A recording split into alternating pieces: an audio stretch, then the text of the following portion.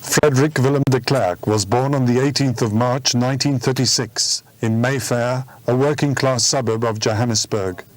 His father Jan was a history teacher, his mother a housewife. FW, the name he was to be known by, was born into a family steeped in political tradition. Several of his grandparents were actively involved in the politics of their day. His father's sister married Advocate J.G. Stradom, later Prime Minister. His father served on the Transvaal Provincial Council and in 1965 was named a senator, serving in the cabinet until taking up the post of President of the Senate. The greater part of FW de Klerk's school days was spent in Krugersdorp, where he matriculated in 1953 at the Monument High School. In 1958 he graduated from Potchefstroom University with a BA LLB cum laude.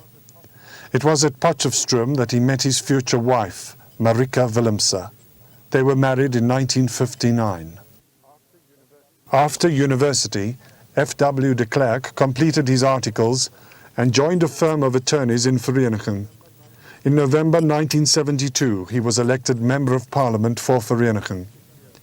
6 years later, Premier John Vorster gave him a post in the cabinet.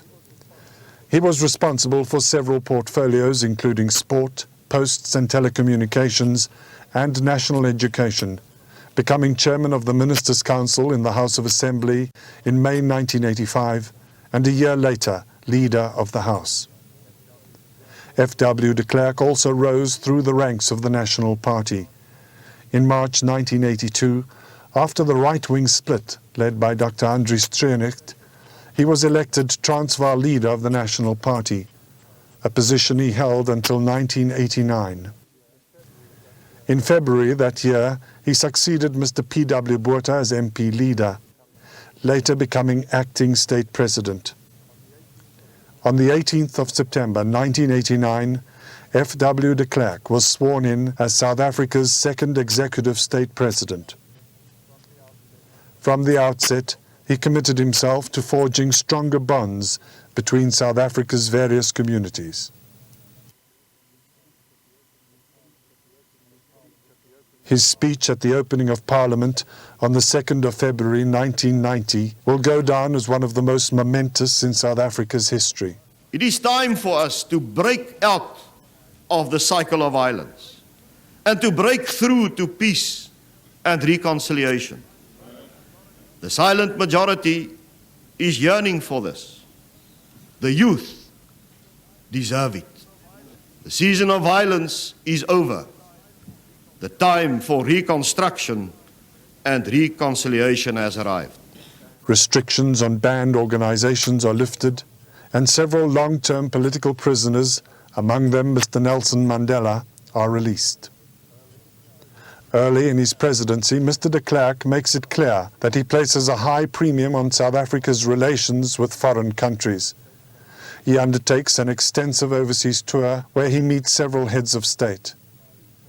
His speech at the opening of Parliament on February the 1st, 1991, saw the realization of many of the goals he had set his administration.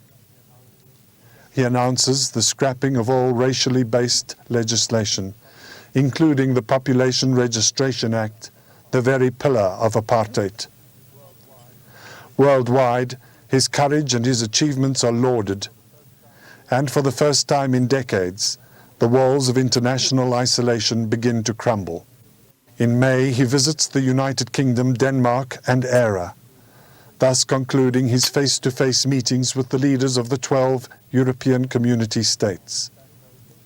Back home in July, he faces one of his greatest challenges in the wake of revelations of secret government funding of Inkatha. He makes radical changes to the processes governing secret funds and reshuffles ministerial portfolios, his first opportunity to put his stamp on the cabinet.